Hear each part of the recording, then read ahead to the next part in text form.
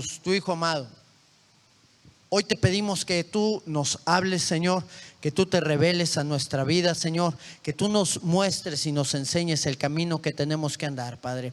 Que podamos conocer tu palabra, que podamos conocerte a ti y que podamos también vivir en tu voluntad y en todas las cosas a las cuales tú nos quieres llevar. Te bendecimos en el nombre de Cristo Jesús.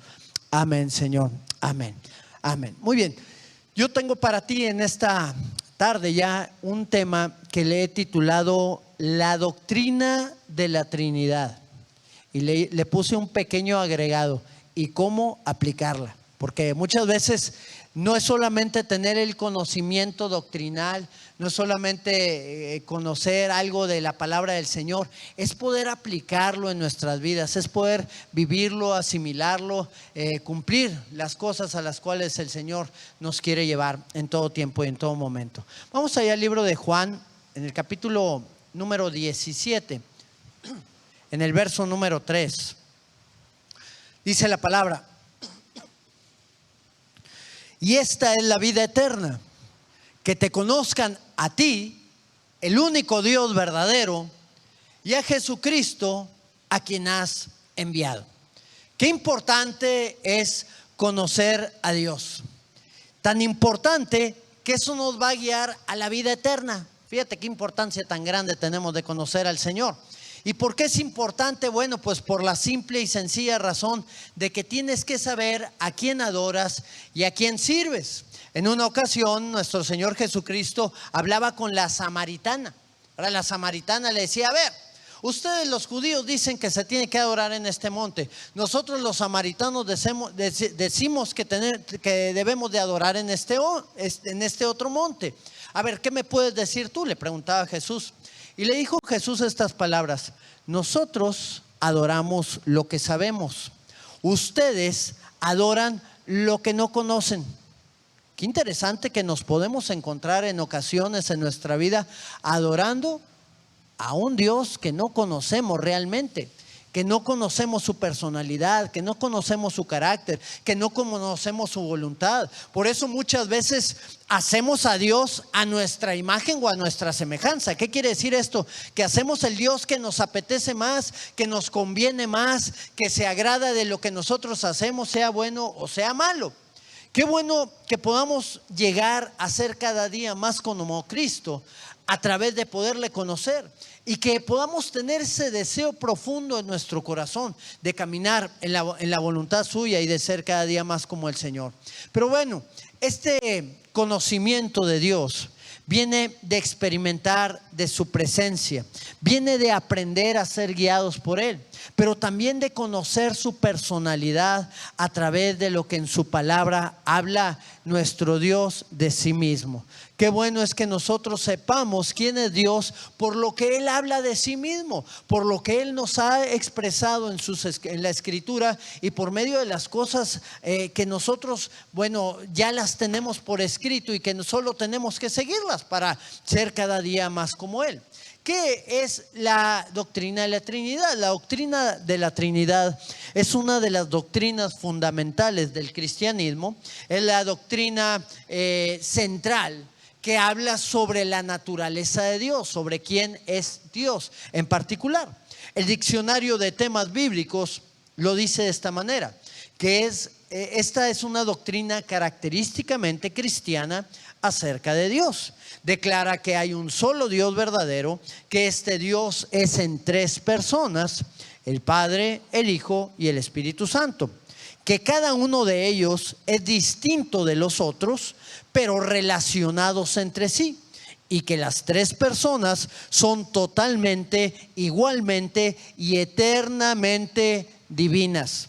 Hay diferentes doctrinas que afirman que Dios es uno y que Jesucristo no es Dios. Que el Espíritu Santo solo es una fuerza, pero que tampoco es Dios. Bueno, eso no es lo que especifica la palabra. Otra de las doctrinas es que Jesús es Dios Padre y que Jesús es Dios Espíritu Santo. No, es una doctrina también errada. ¿Por qué? Porque cada uno de las personas de la Trinidad tiene una característica especial. cada una de las personas de la Trinidad tiene una función. Cada una de las personas de la Trinidad tiene un carácter y una personalidad. Ahora, ¿dónde comenzó la doctrina de la Trinidad? ¿En qué momento? Bueno, hay un momento en donde se habla que comenzó a expresarse, y esto fue en el Concilio de Nicea en el año 325 después de Cristo. Tenía que venir nuestro Señor Jesucristo para que viniera esa revelación y ese entendimiento de la teología del Padre, del Hijo y del Espíritu Santo. Bueno, eso fue en el 325. Se habló de la unión del Padre y del Hijo, que eran uno, ¿ok?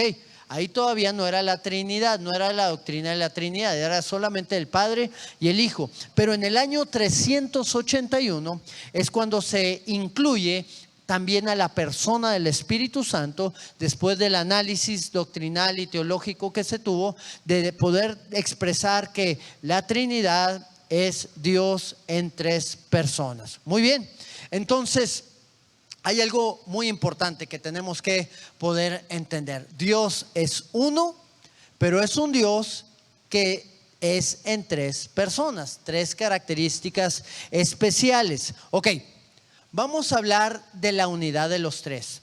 La Trinidad no se formó en el año 325 o 381, eso quiero dejarlo bien claro, que pudo promulgarse en ese concilio.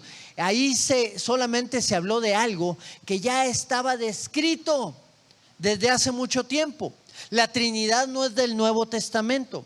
La Trinidad viene desde el Antiguo Testamento. Y aquí quiero darte varios puntos. El primero de ellos es la unidad entre estos tres personas. La unidad entre estos tres personas de la Trinidad. Ok, aunque para formular la doctrina era necesario que Jesucristo viniera a la tierra para mostrar de manera más clara la divinidad de Dios, el Antiguo Testamento revela la unidad que había en ellos. Yo creo que el Señor lo reveló, no lo creo, lo sé porque ahorita lo vamos a ver por qué. Pero mira, los tres primeros versículos de la Biblia hablan de la Trinidad, del Padre, del Hijo y del Espíritu Santo. Vamos ahí a la primera ocasión en donde se habla de la Trinidad, y me llama la atención que sea en los primeros tres versículos de la Biblia. Vamos ahí al libro de Génesis capítulo 1 en el verso número 1 y vamos a leer los tres primeros versos. Dice la palabra: en el principio creó Dios los cielos y la tierra. ¿De quién está hablando? De Dios el Padre. ¿Ok? Y luego dice el verso 2: y la tierra estaba desordenada y vacía, y las tinieblas estaban sobre la faz del abismo. Y ahí te va la segunda persona de la Trinidad. Y el Espíritu de Dios se movía sobre la faz de las aguas. Entonces ya tenemos al Padre y ya tenemos también al Espíritu Santo en estos dos primeros versos. Vamos al tercer verso. Y dijo Dios: sea la luz, y fue la luz. Muy bien. Jesucristo dijo: yo soy la luz del mundo. Pero bueno, a mí me llama más la atención la primera parte. Y dijo Dios. Si nos vamos al libro de Juan, en el capítulo 1, verso 1, dice la Escritura: en el principio, o sea, en el principio de la creación era el Verbo. ¿Quién era el Verbo? Jesús. En el principio de la creación Jesús era el Verbo. Estaba hablando de Génesis 1:3. Si lo vemos en el griego, la palabra para verbo es logos. Que logos más que verbo es palabra. Logos significa palabra, pero es como que una palabra en acción, una palabra que está siendo accionada, por eso se le dice el verbo, por eso la traducción es el verbo, pero es la palabra, en el principio era la palabra, por eso dice aquí, y dijo Dios. Cuando Dios habló, entonces ahí estaba siendo revelado nuestro Señor Jesucristo. Entonces en el principio creó Dios, el Espíritu se movía sobre la faz de las aguas y dijo Dios. Ahí vemos la Trinidad en los primeros 3 versos. Vamos al libro de Deuteronomio capítulo 6 en el verso número 3, vamos a leer al 5. Dice la Escritura: oye pues Israel, y cuida de ponerlos por obra, los mandamientos que Dios les había dado. ¿Para qué? Para que te vaya bien en la tierra, que fluye leche y miel, y os multipliquéis como te ha dicho Jehová, el Dios de tus padres. Está hablando el Señor a Israel. Pero luego viene el verso 4, que es un verso que ha traído mucha controversia entre aquellos que pues no creen en la Trinidad. ¿Por qué? Porque hasta ellos mismos se preguntan cómo es que se expresa así el Señor de esta manera. Y aquí vemos donde dice el Señor: oye Israel, él mismo está hablando, el Señor dice: Jehová nuestro Dios, ahí va el Padre, Jehová uno es, ahí está el Hijo, verso número 5, y amarás a Jehová tu Dios de todo tu corazón, de toda tu alma y de todas sus fuerzas. Hay muchas ocasiones en donde el Señor se revela de esta forma en las Escrituras. Por ejemplo, en el libro de Isaías, en el capítulo 43, en el verso 11, el Señor dice: yo, el Padre, yo Jehová, el Hijo, y fuera de mí, Espíritu Santo, no hay quien salve. En diversas porciones también podemos ver cómo el Señor habla de sí varias veces o habla en plural de sí mismo. Por ejemplo, en el libro de Isaías, en el capítulo número 6, en el verso número 8, el Señor dice, dice Isaías: después oí la voz del Señor que decía: ¿a quién enviaré? ¿Y quién irá por nosotros? Está hablando el Señor en plural. Cuando el Señor habló en el Génesis también, dijo: hagamos al hombre. Hagamos, no está diciendo haré al hombre. Dijo: hagamos al hombre a nuestra imagen y nuestra semejanza. Qué interesante la manera en la cual el Señor se revela en las Escrituras. Y luego va la respuesta de Isaías: entonces respondí yo, heme aquí, envíame a mí. Qué bueno es saber que el Señor, en su persona de Padre, de Hijo y de Espíritu Santo, nos llama a ti y me llama a mí a poder cumplir una obra grande y gloriosa. ¿Cuántos dicen: Señor, heme aquí, envíame a mí? Amén. Muy bien. Ahora, vamos al segundo punto. Ya vimos la unidad de la Trinidad, del Padre, del Hijo y del Espíritu Santo. Hay muchos más versículos y muchos más pasajes. Yo te estoy dando algunos solamente importantes. Ahora, yo quisiera hablarte de la relación que hay entre las personas de la Trinidad. Por ejemplo, vamos a la relación del Padre con el Hijo. Ahí en el libro de Mateo, en el capítulo número 3, en el verso número 17, dice la palabra: y hubo una voz del cielo que decía: este es mi Hijo amado, en quien tengo complacencia. Una voz del cielo, ¿de quién era? Del Padre, que habló ¿sobre quién? Sobre el Hijo. Y le dijo: este es mi Hijo amado, en quien tengo complacencia.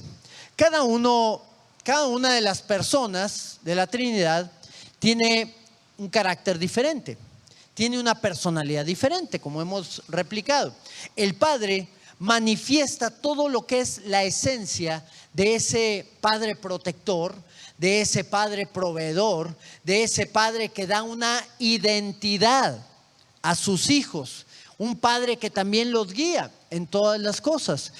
Y qué interesante es poder entender que a través de esto nuestro Señor estaba dándole la identidad a su hijo como ese enviado, como ese Mesías, como el hijo suyo que iba a nacer aquí en la tierra de una madre, pero también de la obra del Espíritu Santo para traer vida y salvación a cada uno de nosotros. Hay quienes tenemos nuestros padres aquí en la tierra y tal vez los vemos, bueno, tal vez no hemos tenido la figura correcta de padre en cada uno de nosotros.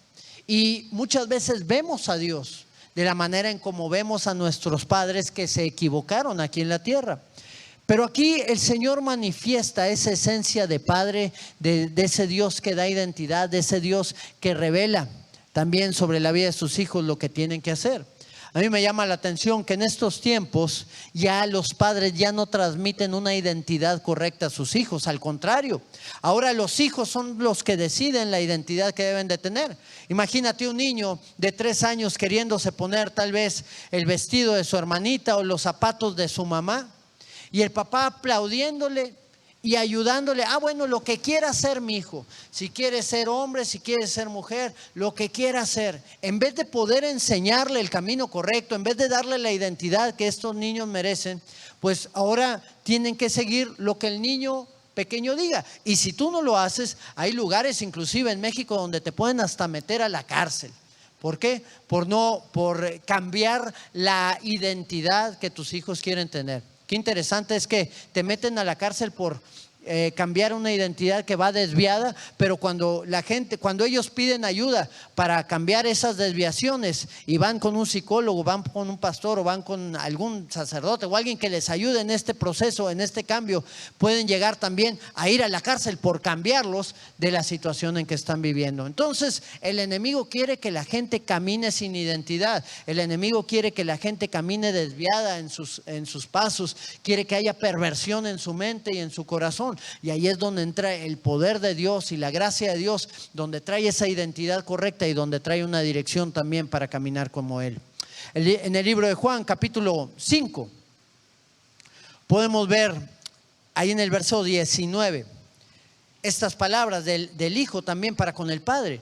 Dice el Señor Jesucristo: respondió entonces Jesús y le dijo: de cierto les digo, no puede el Hijo hacer nada por sí mismo, sino lo que ve hacer al Padre, porque todo lo que el Padre hace, también lo hace el Hijo. Verso 20: porque el Padre ama al Hijo y le muestra todas las cosas que Él hace, y mayores obras que estas le mostrará, de modo que ustedes se maravillen. Qué interesante es como el Señor Jesucristo tenía una relación de continuidad con el Padre. Él oraba en las noches, en las madrugadas, en el día, en la tarde, a toda hora, a todo momento. Él siempre apartaba un tiempo para hablar con el Señor. Había veces que estaba con sus discípulos y volteaba sus ojos al cielo después de estar platicando con ellos y decía: gracias, Padre, porque todas las cosas que escondiste de aquellos sabios y entendidos las has revelado a estos niños. O sea, en cualquier momento, no tenía que ser un momento así específico, aunque los tenía esos momentos específicos, estaba de continuo en una comunión constante con el Señor. Ahora, ¿cómo aplicamos la doctrina de la Trinidad también en nuestra vida? Bueno, a partir de la relación que podemos ver entre cada uno de ellos, a partir de ver cómo interactúan entre ellos. Por ejemplo, aquí dice el Señor Jesucristo que no hacía nada por sí mismo. Qué bueno que tú y yo podamos también tomar la decisión de poder caminar en esa comunión con el Señor, para que Él nos vaya guiando y nos vaya diciendo el camino que nosotros debemos de tomar, la senda en la cual debemos ser guiados, el camino correcto en el cual tenemos que andar. Y a medida que nosotros hacemos eso, pues entonces vamos a ver las maravillas de Dios sobre nuestra vida, vamos a ver las obras de Dios también glorificándose y levantándose en cada uno de nosotros, y vamos a ver, como Jesús decía, mayores obras que las que hemos visto hasta ahorita, por todas las maravillas que va a hacer el Señor en la vida de cada uno de nosotros. Tenemos que aplicar esos conceptos, tenemos que aplicar esa comunión y esa relación que había entre Padre e Hijo. El Padre es ese Dios grande que conocemos. El Hijo también es nuestro Señor, pero es otra persona. Ahora, yo tengo una pregunta para ti. ¿Cuántos hijos de Dios hay aquí? ¿Habrá una diferencia con el Hijo de Dios, con Jesús, entre Él y nosotros? Porque los dos somos hijos, ¿no? ¿Habrá alguna diferencia? Él es Dios. Cuando la Biblia dice el unigénito del Padre, lleno de gracia y de verdad, la palabra unigénito en el idioma original significa de carácter único. O sea, hay algo especial en nuestro Dios. ¿Por qué dice unigénito? Unigénito en el español es el único hijo, pero a todos los que le recibieron y a los que creen en su nombre nos dio la potestad de ser hechos hijos de Dios. Pero aquí hay una situación especial. La naturaleza del Hijo es diferente a la naturaleza de nosotros. Él es el Hijo de Dios, el unigénito Hijo de Dios, porque tiene el carácter especial de ser Dios. Ninguno de nosotros somos dioses aquí, pero somos hijos de Dios y pertenecemos a la familia de Dios. Pero Dios, Jesús, es Dios mismo en el Señor. Ahora, ¿cómo podemos saberlo? Pues por su palabra. El libro de Juan, capítulo 6, en el verso 46, dice la Escritura: no que alguno haya visto al Padre, sino aquel que vino de Dios. ¿Quién vino de Dios? Jesús.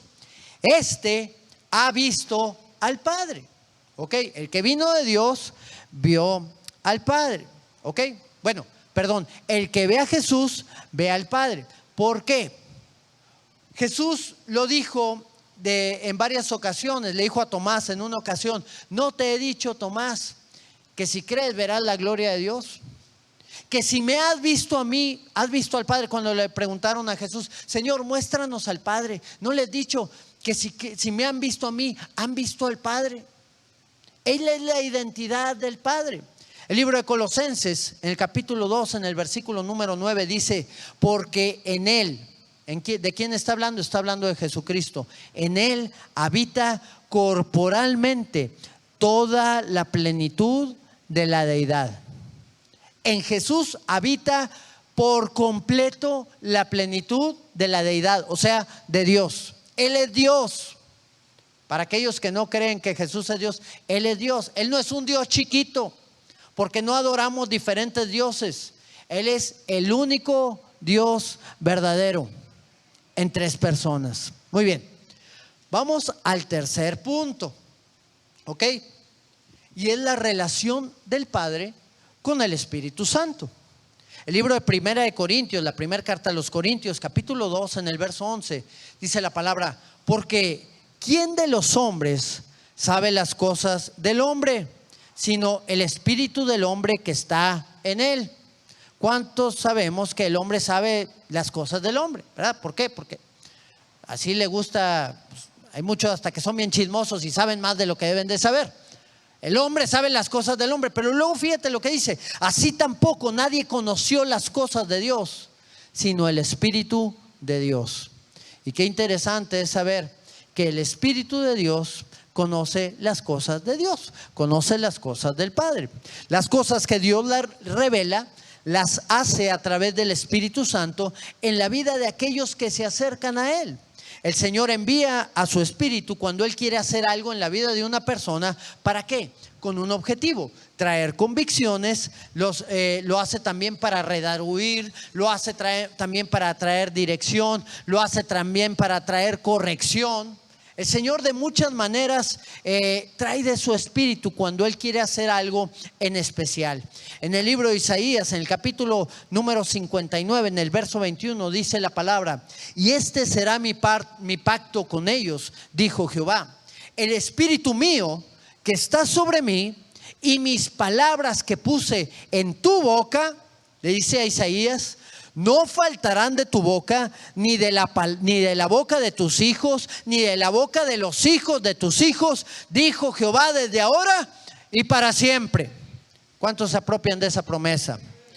Qué importante saber que la obra de Dios, lo que quiere hacer en cada uno de nosotros, va más allá de lo que nosotros creemos o pensamos. Y todo sucede a través de el Espíritu de Dios que está sobre nosotros. Es su Espíritu el que trae revelación. Es su Espíritu el que trae entendimiento, guiado por la voz de Dios. Lo que el Señor manda es lo que el Espíritu hace. Pero el Espíritu es Dios mismo, personificado como ese mensajero que viene a traer revelación, entendimiento y todas las demás cosas que hablamos hace unos momentos. Las promesas de Dios siguen vigentes, aplican ahora, aplicaron ayer y van a aplicar también mañana. Lo único que tenemos que tener es un compromiso, ¿verdad? Para poder recibir cada una de esas promesas que Dios tiene para nosotros. Como hemos hablado anteriormente, las promesas de Dios son condicionadas. ¿Son qué? ¿Cuántos queremos ver a nuestra familia llena de la gloria de Dios? A nuestros hijos, a nuestros nietos, aún a nuestros bisnietos y a los que vengan después de ellos. Todos los queremos ver. Pero hay condiciones para poderlos ver. ¿Cómo aplicamos la relación del Padre y el Espíritu Santo con todo esto, verdad?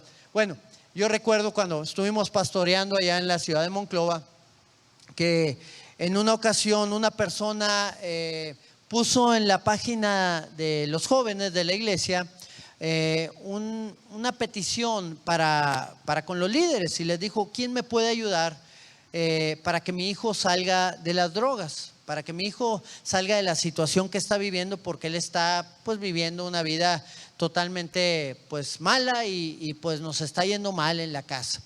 Entonces ya el líder de jóvenes se pone ahí de acuerdo con la persona, y se ven en una ocasión, se ven en un lugar y ya le empieza a platicar esta señora pues todos los problemas que tiene a causa de que el hijo está metido en la droga. Es un muchacho muy joven, pero que pues estaba metido en esta situación de pecado y que estaba arrastrando con él a toda la familia.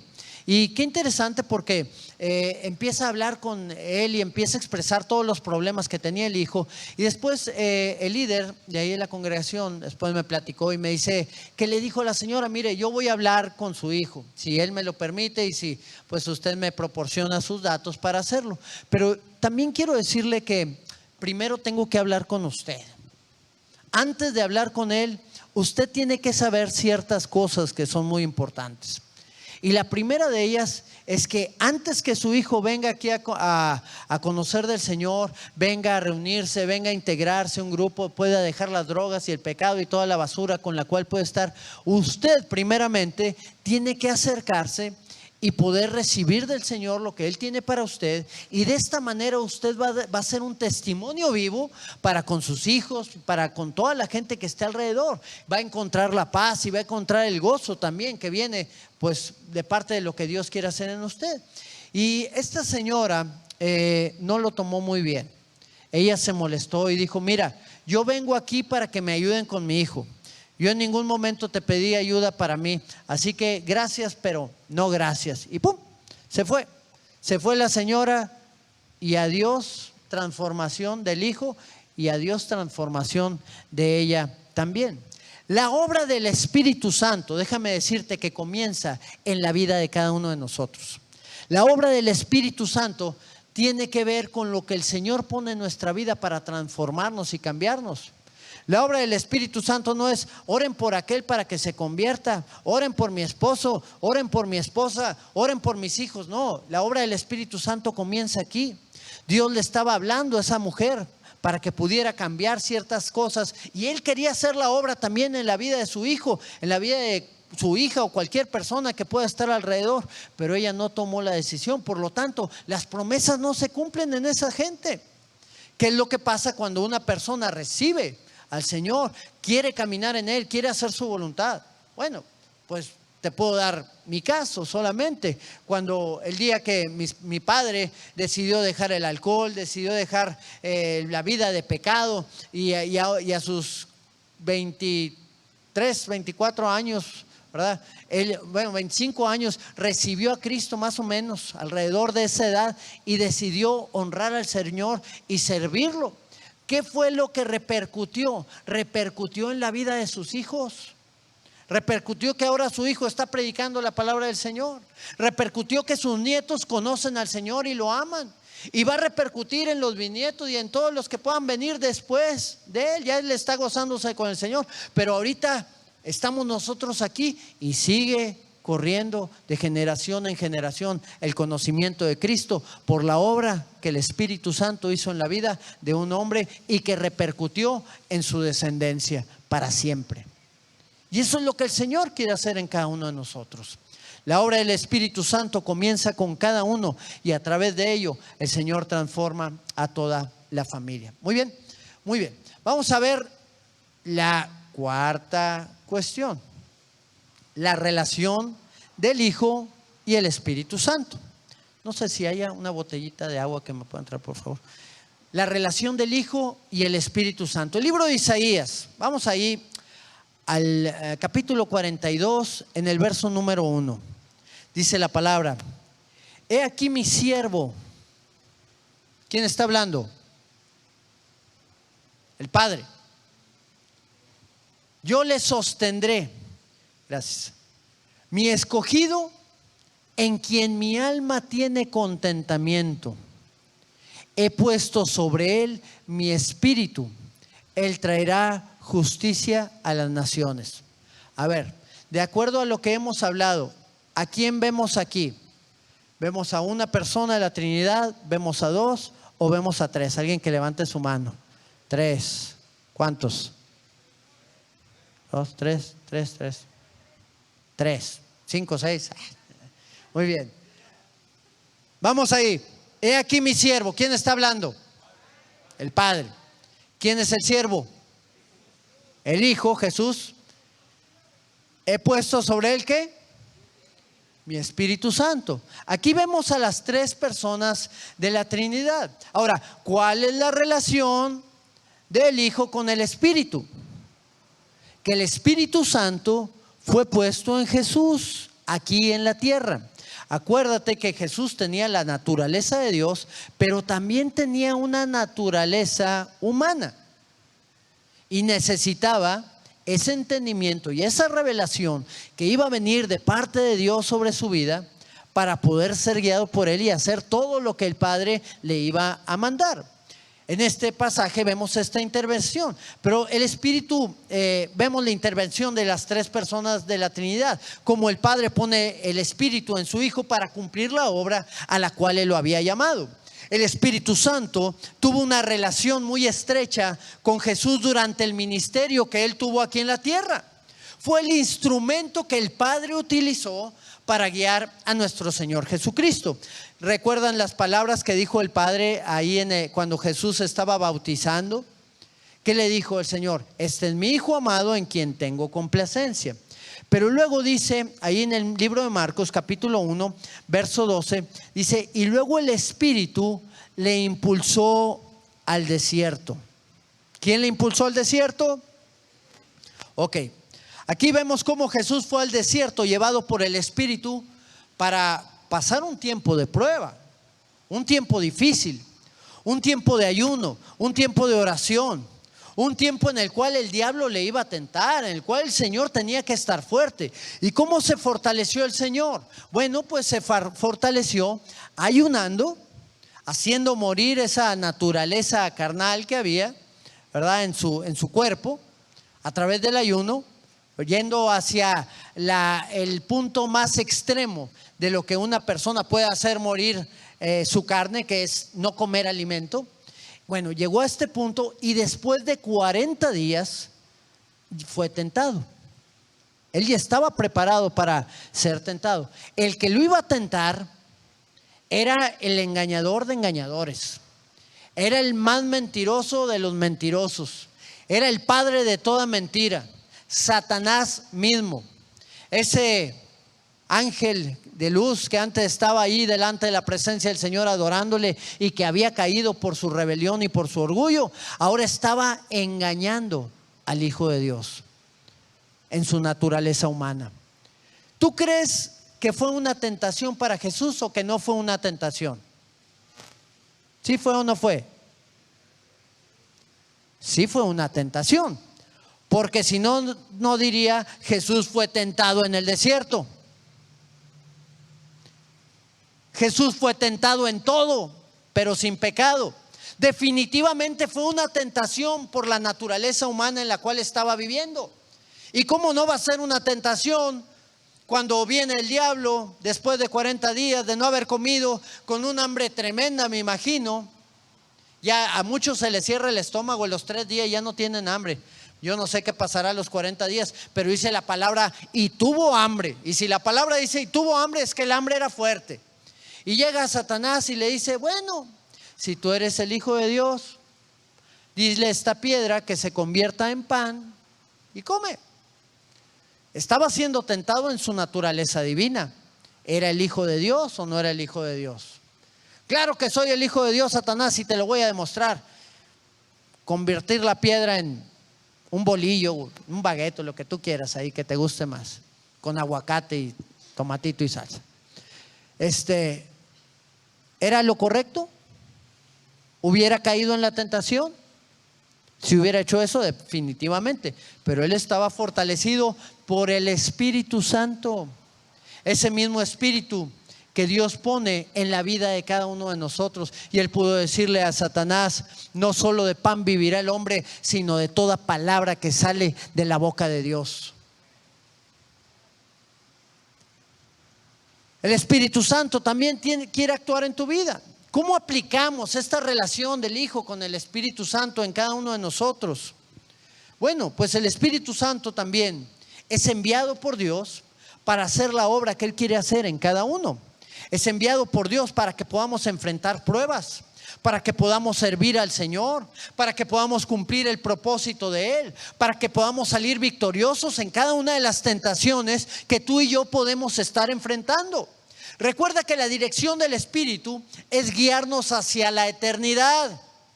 El Señor no quiere guiarnos aquí para que tengamos un buen trabajo, o para que seamos ricos, o para que tengamos una bonita familia. No, el propósito de Dios es algo eterno, es algo que va más allá de este corto espacio de tiempo en la tierra. Y si somos guiados por Él, entonces vamos a tener esa esencia de hijos de Dios. Ahora, dentro de esta guianza que el Señor trae a través de su Espíritu Santo, hay un proceso de transformación, porque el Espíritu nos va cambiando y nos va perfeccionando. ¿Cuántos de ustedes conocen a Juan Bunyan? ¿Han oído de Juan Bunyan? Juan Bunyan es el escritor de un libro muy famoso que se llama El Progreso del Peregrino. ¿Cuántos han escuchado hablar del Progreso del Peregrino? Ya un poquito más. Muy bien. El Progreso del Peregrino es un libro que trata de la vida de un hombre, ¿verdad? Es como que muy ilustrativo. Entonces este hombre, ya hay hasta película. Bueno, en 1970 se hizo una película. Igual y si tú te metes allá a YouTube la vas a encontrar, El Progreso del Peregrino. Y no te quiero contar de qué se trata la película, pero sí te quiero hablar de que en este libro se habla el proceso de transformación de la vida de un cristiano.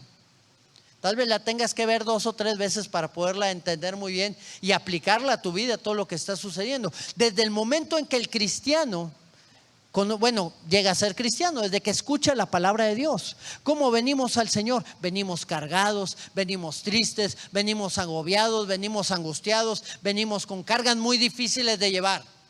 Llegamos al conocimiento de Dios y empezamos a ver en su palabra que Él puede librarnos de todas esas cargas, que Él puede darnos vida, que Él puede hacer aún más abundantemente las cosas de lo que pedimos y lo que entendemos. Y empezamos a liberar nuestra carga, empezamos a saber que la paga del pecado era la muerte, pero que Él, con esa dádiva gloriosa de su Hijo Jesucristo, ahora ya nos ha dado vida juntamente con Él, que podemos depositar nuestras cargas en Él, que Él dice: vengan a mí los que estén cargados y cansados, que yo los haré descansar. Empezamos a experimentar cada una de las promesas y de la vida de Dios, y vemos cómo esas cargas se desvanecen.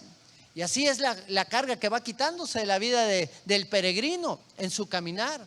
Pero llega a diferentes etapas, llega a diferentes ciudades, la feria de las vanidades, el pozo de la desesperación.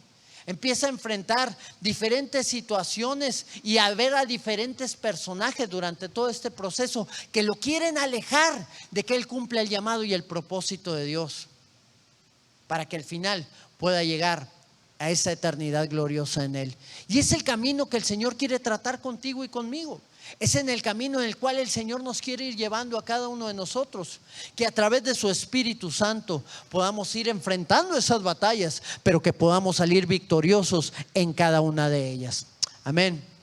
Qué bueno es que cada uno de nosotros pueda tomarse de la mano del Señor y no desistir de las luchas que podemos llegar a enfrentar. Otro de los puntos de la relación de Jesús con el Espíritu Santo es que el Espíritu iba a glorificar a nuestro Señor Jesucristo. En el libro de Juan, capítulo 16, en el verso número 14, dice la palabra: Él me glorificará porque tomará de lo mío y os lo hará saber. Él me glorificará. ¿Quién? El Espíritu Santo. Si vemos el contexto, está hablando del Espíritu Santo. Me va a glorificar, me va a dar gloria. ¿Para qué? Para que la gente me busque. Va a tomar de mi esencia, de lo que yo soy, y lo va a poner en ustedes. Ninguno se acerca a Dios por cuenta propia. ¿Sabías tú eso? Es el Señor que puso en nosotros el deseo de que podamos acercarnos a Él. Dice la palabra, no es que nosotros le hayamos amado a Él, sino que Él nos amó a nosotros primero y envió a su Hijo en propiciación por nuestros pecados. Él nos amó primeramente a nosotros y Él nos atrajo hacia sí. Dice la palabra, porque Él, el Señor, es el que pone el querer como el hacer por su buena voluntad. Porque Él es bueno. Porque Él no quiere que ninguno perezca, sino que todos procedan al arrepentimiento. Ahora, el problema es que la gente, aun y cuando Dios pone un sentir en su corazón, aun cuando Dios pone un deseo para que se acerquen a Él, la gente no quiere acercarse. ¿Por qué? Porque la gente quiere seguir viviendo su propio estilo de vida. Quiere poder seguir afirmándose en sus deseos y en sus anhelos, alejando totalmente lo que el Señor quiere cumplir y obrar en cada uno de ellos. Cuando tú buscas a Cristo, lo haces a través de la obra del Espíritu Santo en ti, a través del toque que Él puso en tu vida, a través de ese anhelo y ese deseo que estás teniendo por buscarle, aun si ya tienes tiempo conociéndole. Hay ocasiones en donde anhelamos más acercarnos al Señor, anhelamos crecer en Él y andamos en el discipulado y andamos en esto otro y andamos en cada actividad que se presenta porque queremos más del Señor. Eso es algo que Dios pone. Porque podemos estar viviendo la vida cristiana, pero va a un discipulado, no me interesa. Yo ya conozco, yo ya tengo muchos años. Mucha gente que ha llevado estos discipulados se ha acercado a mí y me ha dicho, bueno, yo aunque conocía del Señor y aunque tenía muchos años, esto me está hablando el Señor. ¿Y sabes por qué habla? Porque la palabra es vida, la palabra es viva y eficaz. O sea, está constantemente removiendo cosas el Señor. Entonces, si Dios nos llama para algo, pues lo hacemos. ¿Por qué? Porque Él pone ese deseo en nuestras vidas. Siempre va a haber una lucha interior. La carne no quiere, el espíritu lo anhela, pero la carne siempre se interpone entre nosotros. Cuando tú le entregas tu vida a Cristo, cuando alguien es transformado por el Señor, cuando vienen convicciones fuertes a nuestra vida, es porque el Espíritu Santo está en nosotros y está hablándonos y está trayéndonos hacia Jesús para poderle glorificar y exaltar al Señor. Concluyo con esto. La misión de Dios a través de la Trinidad es traer salvación a aquellos a quienes han creído en Él. Ese es el propósito de Dios. Esa es la obra que Él quiere hacer en cada uno de nosotros. El Señor quiere traer salvación a tu vida. El Señor quiere traer salvación a mi vida y a todos los que estamos aquí y a todos los que nos escuchan también. Y Dios formuló un plan específico para traer salvación a la vida del hombre. Desde el inicio de la creación, el Señor hizo un plan para que tú y yo pudiéramos seguir ese plan y pudiéramos tener vida. Ahí en el libro de Primera de Juan, capítulo número 5, en el verso número 11, dice la palabra: y este es el testimonio, que Dios nos ha dado vida eterna. ¿A cuánto nos ha dado vida eterna? Y esta vida, ¿en quién está? Esta vida está en su Hijo. ¿Por qué tenemos vida eterna? Porque seguimos el plan. Verso número 12: el que tiene al Hijo tiene la vida. El que siguió el plan tiene la vida. El que no tiene al Hijo no tiene la vida. O lo que es lo mismo, el que no siguió el plan que Dios estableció desde un principio no puede tener vida, no puede tener salvación. Hoy es un tiempo importante para que entendamos que el Padre estableció el plan.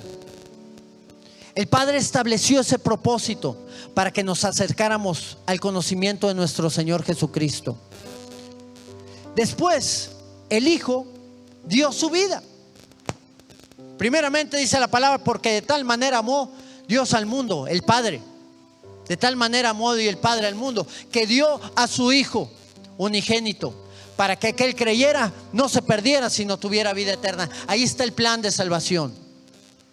Ahora, ahí está el Padre reflejado, pero luego viene el Hijo. Porque el Hijo, dice la palabra, que nadie le quitó su vida, sino que Él la entregó. Qué interesante es que podamos entender que el Señor Jesucristo también se dio a sí mismo, recibió la instrucción del Padre, y en esa persona de Jesús, el Hijo de Dios, vino a morir aquí a la tierra por ti y por mí. ¿Y cómo es que nosotros le íbamos a conocer? A través de lo que el Espíritu Santo iba a poner en cada una de nuestras vidas para poder glorificar y exaltar el santo nombre de nuestro Señor, y que pudiéramos doblar nuestra rodilla y que pudiéramos confesar que Cristo es el Señor, para gloria de Dios Padre. Ese es el plan de salvación para la vida del hombre, y se ve reflejado a través de la obra de la Trinidad, a través de la obra del Padre, del Hijo y del Espíritu Santo, que se manifiesta en todos aquellos que creen y que se quieren acercar al Señor. Hoy es un buen tiempo para todos aquellos que no han entrado en ese plan. Hoy es un buen tiempo para todos aquellos que están fuera del plan, que no han decidido tomar la dirección que Dios les ha hablado. Y si eres tú, esa persona que necesita de Cristo, yo quiero hacerte una invitación para que tú puedas acercarte al Señor en esta tarde ya, que puedas recibirle a Él como tu Señor y Salvador. El Espíritu Santo está poniendo en tu vida ese anhelo y ese deseo, y lo que tú tienes que hacer es confesar con tu boca que Jesús es el Señor, creer en tu corazón que Él le levantó de los muertos y serás salvo. Porque con el corazón se cree para justicia, pero con la boca confesamos para salvación. Y si ese es tu anhelo y tu deseo, inclina ahí tu rostro y levanta tus manos al Señor y dile: Señor Jesús, te entrego mi vida. Repite conmigo estas palabras: te entrego mi vida. Te entrego mi vida. Haz en mí esa obra grande y gloriosa, esa obra grande y gloriosa que tú has soñado para mí. que tú has soñado para mí. Encamíname en tu verdad. Encamíname en tu verdad. Perdona mis pecados Perdona mis pecados. y guíame Y guíame hasta un día hasta un día encontrarme contigo encontrarme contigo. cara a cara.